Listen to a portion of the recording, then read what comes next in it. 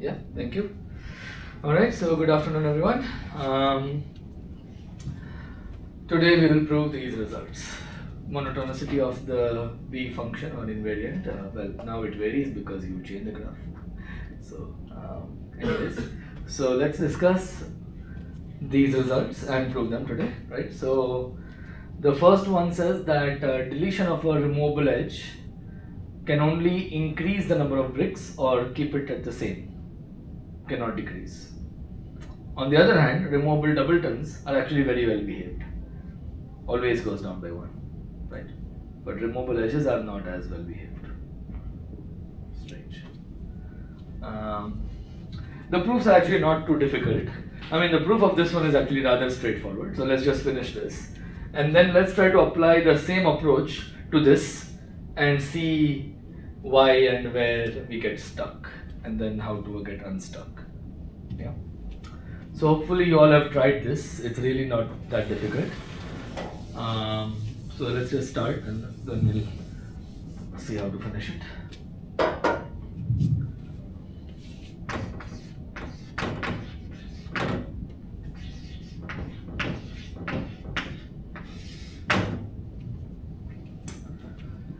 Well, at this point in the course, pretty much almost all the things we do, it's by induction, and our favorite tool is tight cuts. Right? So let's just do that as usual. If the graph is a brick, then we are done. Right? You remove an edge, the G minus E cannot be bipartite. Therefore, it has at least one brick, and therefore we are done. Right? And if the graph is bipartite, well, then you are done. Right? B of G and B of G minus E are both 0, so therefore the thing holds. So by induction on order,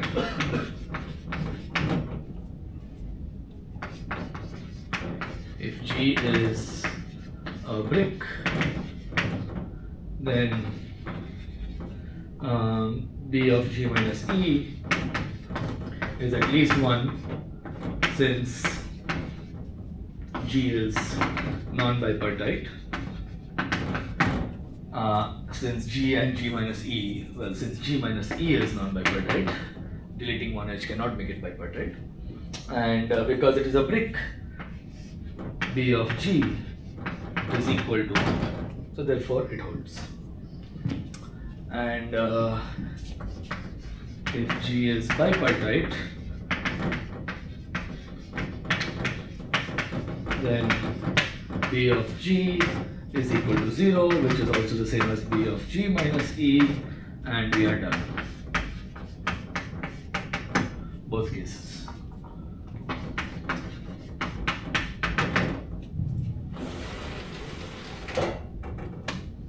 So now suppose G has a non-trivial tight cut.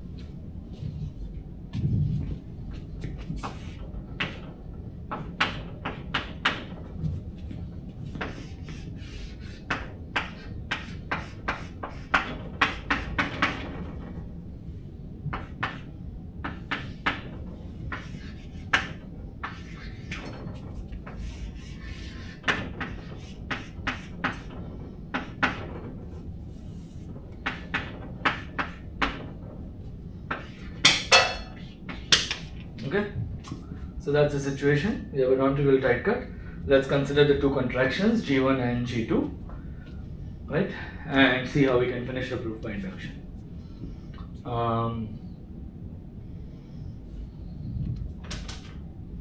We all can try. So there is one small thing that needs to be noted. We don't know where the edge E is. Could be in the cut or could be in one of the two shores, right? You could consider two cases if you like. If it is in the cut, that's one case. If it is not in the cut, that's another case. Or you could just try to unify the two cases by using convenient notation. So if the edge is in the cut, then of course we know what G1 minus E and G2 minus E mean. But if the edge is here, then G2 minus E is clear and G1 minus E is just G1.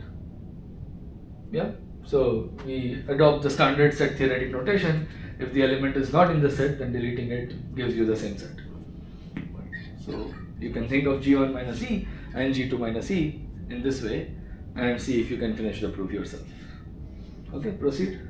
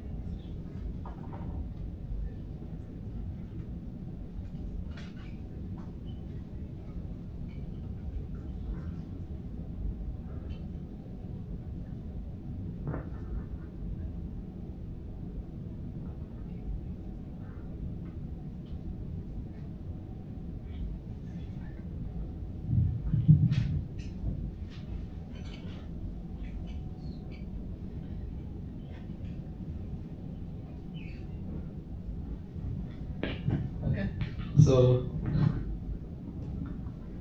looks like everybody has it, right? So the key point is tight cuts are very powerful, right?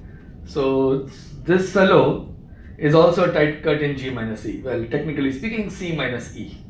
So note that C minus E is a tight cut in G minus E, which we know is a matching code graph, and the C minus E contractions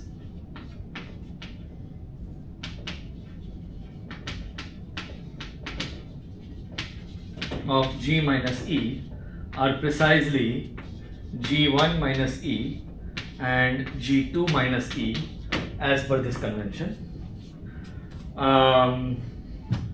So now the point is B of G1 minus E, we know by the induction hypothesis, is at least B of G1, and that is true for G2 as well. So I might as well write it as Gi. This is simply the induction hypothesis. Okay. And now because this is a tight cut in G minus E, it follows by how tight cuts work and Lovaas's theorem and everything. I mean, everything uses Lovaas's theorem, right? The very fact that we use the notation B of something, right? So B of G minus E is precisely B of G1 minus E plus B of G2 minus E, and each of these is at least the corresponding B of Gi, and this is simply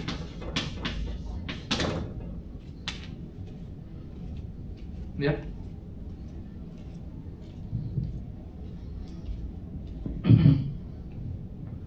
Yeah, all done. Okay, so this completes the proof of 9.1. Sorry, 9.8.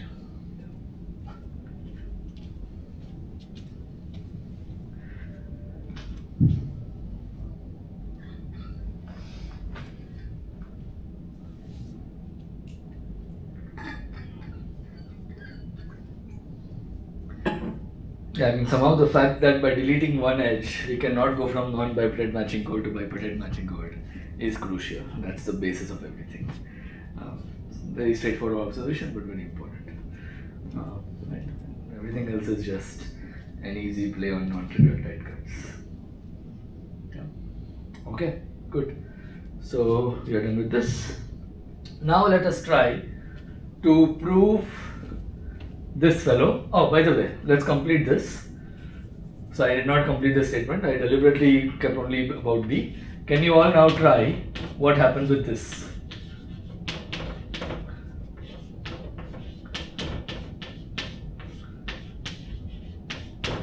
See if you can figure this out as well. Does everything just go through, or what? Let's forget the base case. Let's just look at the induction step. Does the induction step go through? Instead of the B function, I just have the B plus P function. So we'll still get this fellow for B plus P.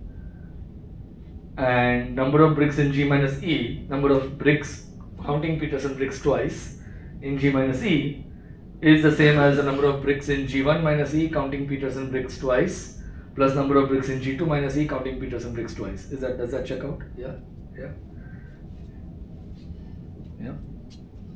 Bricks of G minus E are nothing but bricks of G1 minus E plus bricks of G2 minus E. So if you are counting Peterson bricks twice, that will be accounted for here as well, right? So you will get the same equation. Instead of B, we have B plus B. And then because of the induction hypothesis, it will go through. And well, B plus B of G1 plus B plus B of G2 is just B plus B of G, right? Same idea as here. So there's no issue there. So everything basically goes through.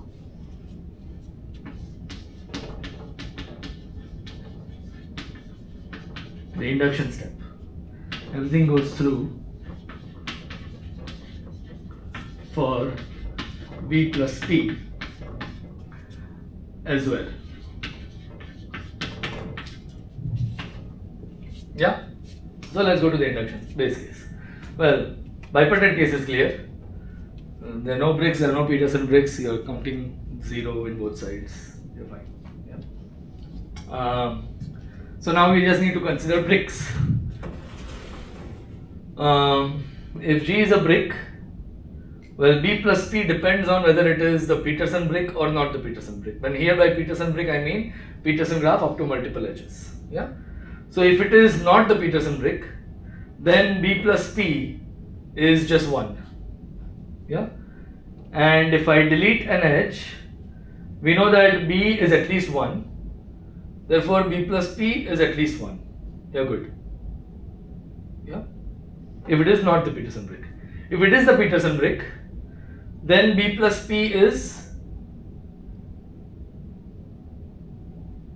if G is a Peterson brick, then B plus P is, count all bricks but count Peterson bricks twice. It is 2, right? Now you delete an edge. Either it is a multiple edge of the graph, in which case the number of bricks and the number of Peterson bricks will not change, or it is a non-multiple edge. It is an edge with multiplicity 1. If you delete that edge, that is like Peterson minus 1 edge up to multiple edges. Its tight-cut decomposition will give you exactly 2 bricks. Yeah.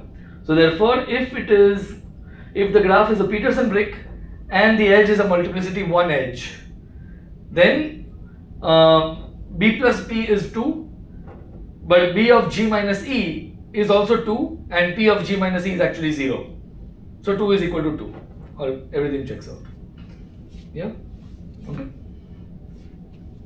And perhaps it would be unfair to discuss all of this without having a drawing of the Peterson graph, right? So let's just make it anyways. Seems strange to talk about Peterson graph and not have a drawing of it. So maybe I'll just make it here for now. So this is the drawing of the Peterson graph that is perhaps best suited for this discussion.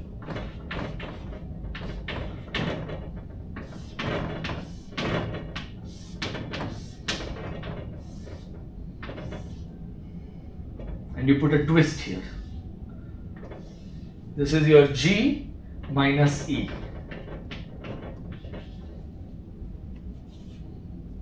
Convince yourself that this is indeed the Peterson graph. It is a cubic graph, it is 2 connected. Convince yourself that there are no 3 cycles, no 4 cycles. That will imply that this is the Peterson graph. Yeah. That's one way to convince yourself. And observe that when you delete this edge, one thing you could do is you could bicontract the degree to vertices. This is a concept we will talk about in chapters 11 and 12, but we might as well just talk about it here. So this is, if you bicontract all degree to vertices, we call it the retract of the graph. And it's not difficult to prove that this is unique. This is the retract of G minus E. What you will get is this very nice graph that Santosh and Ravindra are very big fans of, I suppose. T6. This is what you will get. And this fellow is the smallest example of a bicritical graph that is not a brick. It gives you 2 copies of K4 up to multiple edges. Okay. So therefore, Peterson minus 1 edge, bicontracting degree to vertices, is just like throwing away C4s with multiple edges. That's just braces. So that doesn't change the number of bricks. So you can just bicontract all the degree to vertices to compute the number of bricks in the resulting graph. And that is just T6 that has 2 bricks. So therefore, for the Peterson graph, this is Peterson. B of Peterson minus E is 2. And of course, P of Peterson minus E is 0. What you get is actually 2 copies of K4. So that's the situation. Yeah. Alright, so all goes through. Yeah. We are done with 9.8.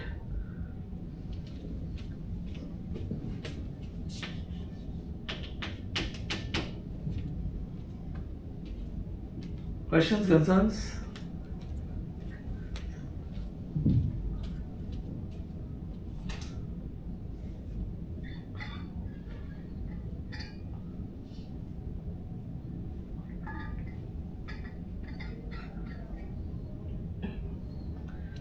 Okay, if not, let us proceed to the second part.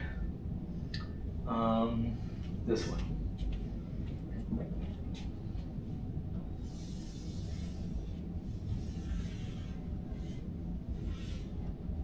Yeah, we'll try to prove this. Don't worry about the latter part, we'll just focus on B for now. Right? So the number of bricks on deleting a removable doubleton goes down by exactly 1 in any matching covered graph. right? And a removable doubleton, recall that it is just one way to think about a removable doubleton. It is a pair of two edges, E comma F, so that G minus E is not matching covered, G minus F is not matching covered, but G minus E minus F is matching covered.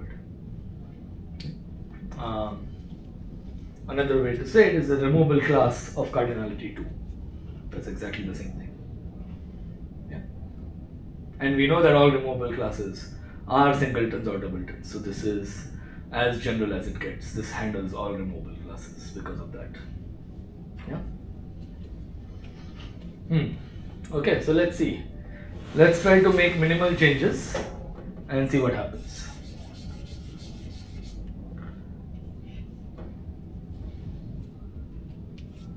By induction on order. If the graph is a brick, then we have already proved that G minus E is a bipartite matching covered graph and the two edges look so we are done in that case, right? So if G is a brick, then we know that B of G minus R is indeed 0, right? This we discussed on Monday, but I think we also discussed in chapter 8. We also finished this proof in chapter 8. So if G is a brick, then B of G minus R is 0, since G minus R is actually bipartite.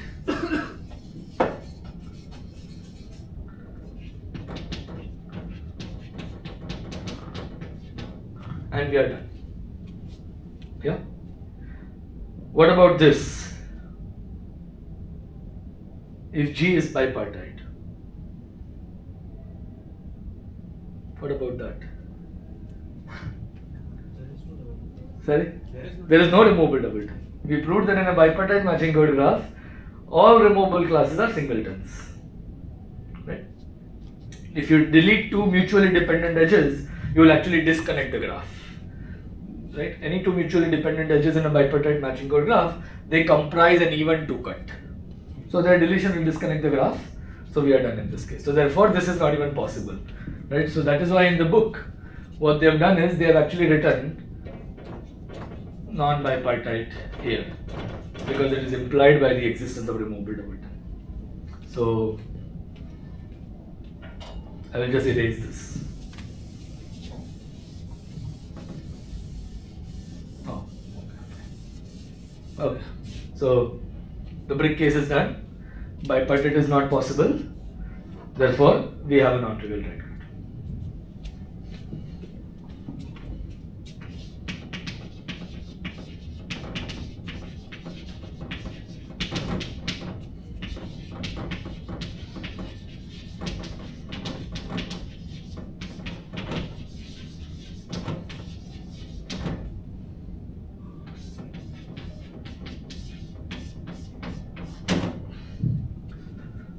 Okay, so we go to our customary drawing.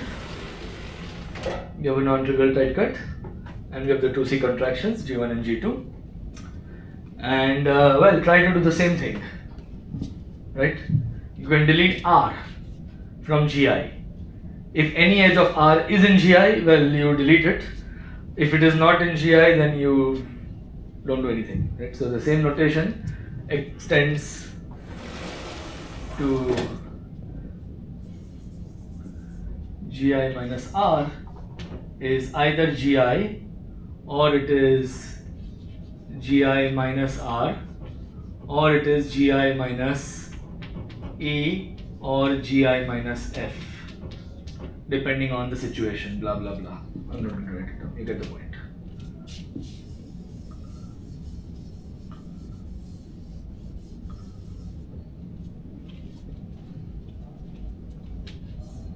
R is E comma F.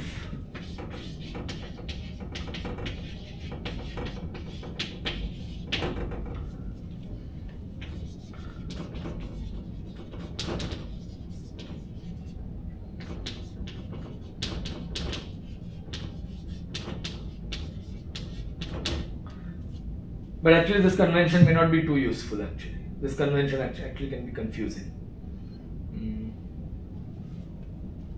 I'll let you think about it. So see if you can finish the proof from here or not. Right. So give it a shot. We can make a few observations anyways regarding these two edges. Can one edge be here and one edge be here? Is this possible? Can E be here, not in the cut, in this shore, F be in this shore, so then I will get E over here and F over here. Is this possible?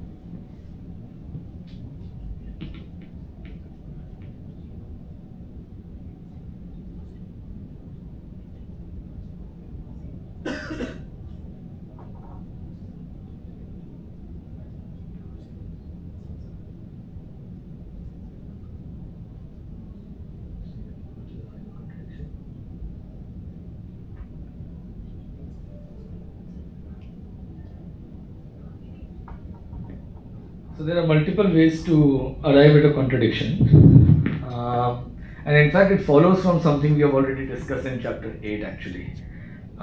We talked about a minimal class. We looked at, I think when we were proving that every minimal class of cardinality 3 or more contains an even 2 cut. We discussed what a minimal class would look like with respect to a tight cut. And observe that a removable class is a minimal class with an additional property. So whatever we discussed for minimal classes can simply be applied here. And one of the things we proved there is that a minimal class will intersect, well, first of all, any equivalence class will intersect a tight cut in at most one edge. And in the case of minimal classes, if the intersection is equal to 1, then in fact, if the intersection is empty, then in fact the entire minimal class has to be on one shore or the other shore, right? But anyways, you can also observe it in very different ways here, more directly if you don't want to go through that. We know that G minus E minus F is matching covered. What are its contractions? G1 minus E and G2 minus F. Yeah?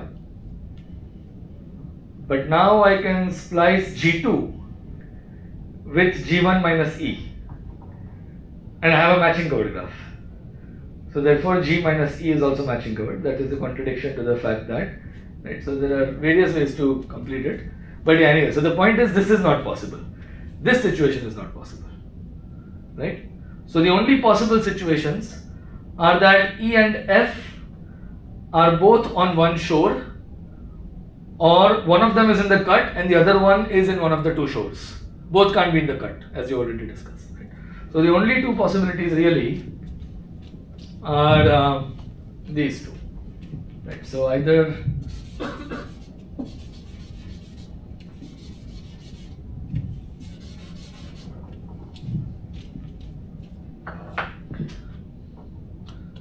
so yeah, in some sense you can fix E to be on one of the shores. Maybe I'll use some other color.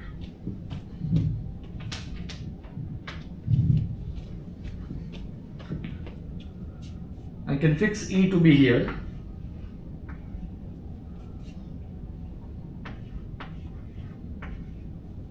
Now the two possibilities for F are either F is here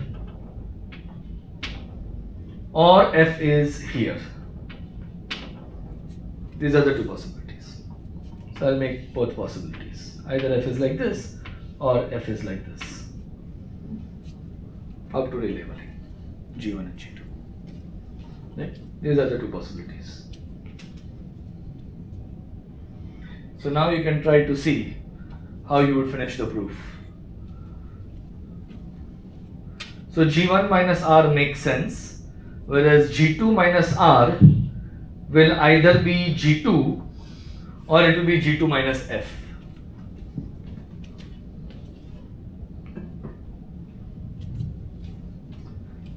G1 minus R makes sense.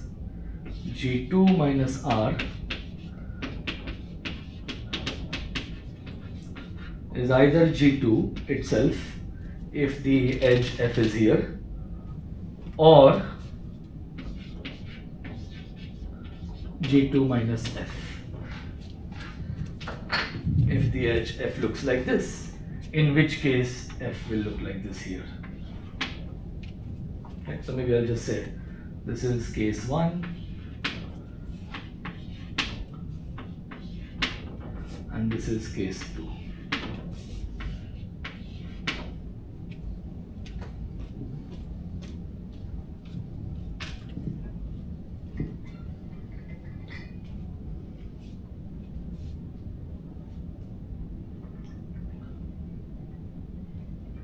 Is either case easy? If either case is easy, finish that off. Then we are left with the more difficult case. We try to see what we can do there. Yeah? Okay?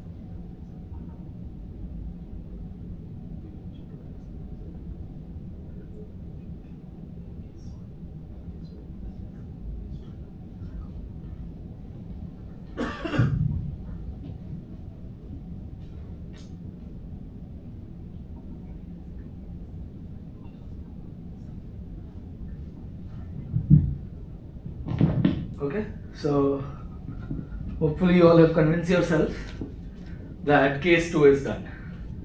When neither edge is in the cut, that case is done.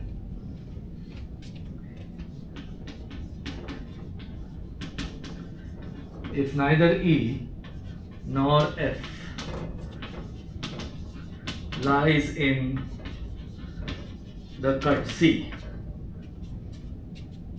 everything goes through.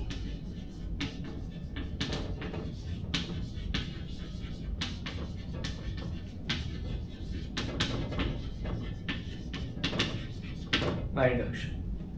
Right? Let's just write a quick summary.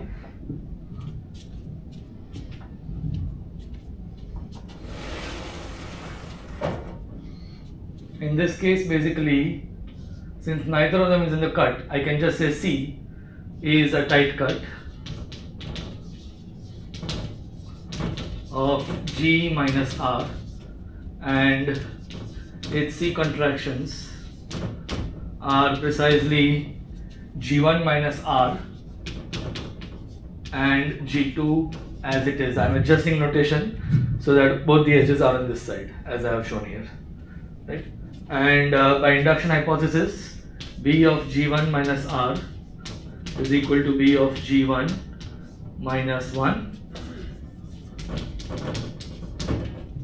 and B of G minus R is simply B of G1 minus R plus B of G2 minus R, which is equal to G2 anyways.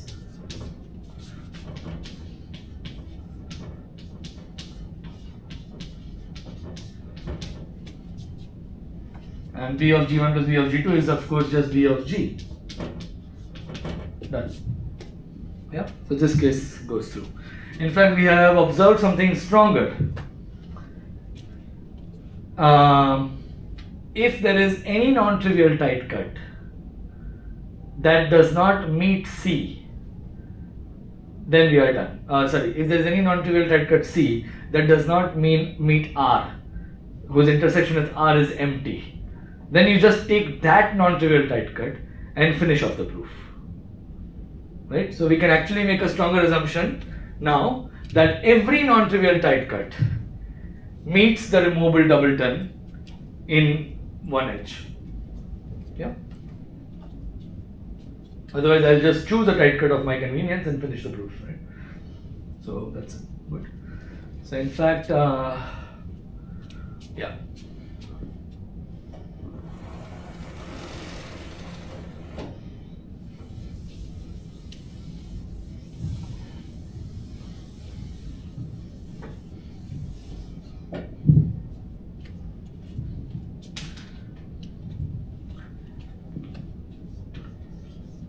If G has any non-trivial tight cut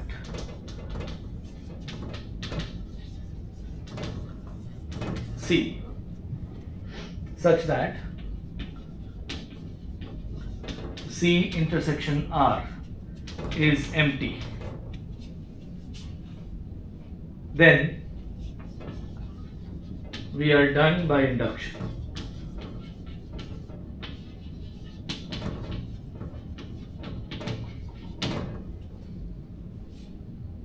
So therefore, we may now assume that this is not the case.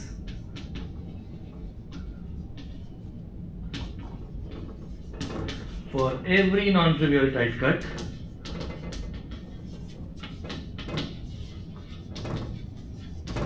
C of G, the intersection of C and R is exactly 1. You all agree? In all other cases, we can finish the proof. Okay, this will find useful.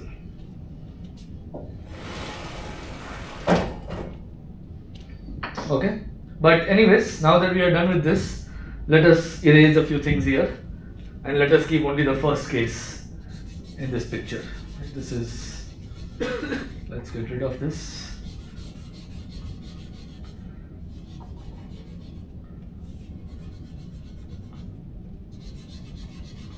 Okay, so we are indeed in this case. F is in the cut, E is on one of the two sides. We may adjust notation, it is here. So E and F are both here and F is here. So G1 minus R is fine and G2 minus R is basically G2 minus F.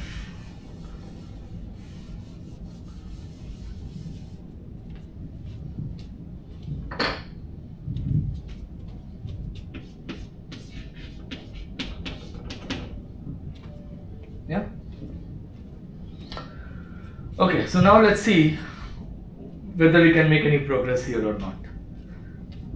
Right, so we have more clarity on what we need to do.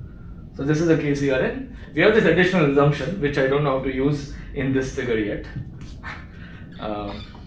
But anyways, it is an assumption we can use, otherwise we are done.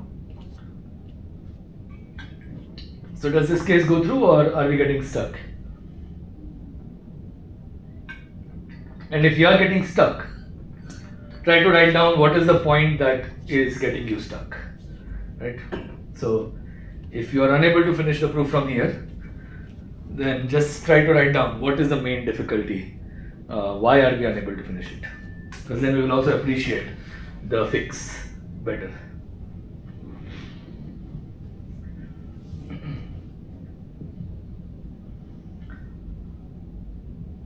Or write down, if blah happens, then I can finish the proof. But well, blah may not happen.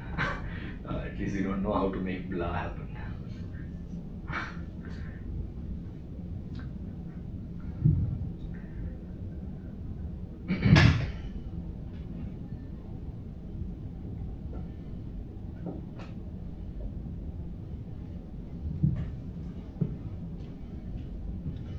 We could also consider taking a break here actually, because I don't have much more to cover today beyond monotonicity.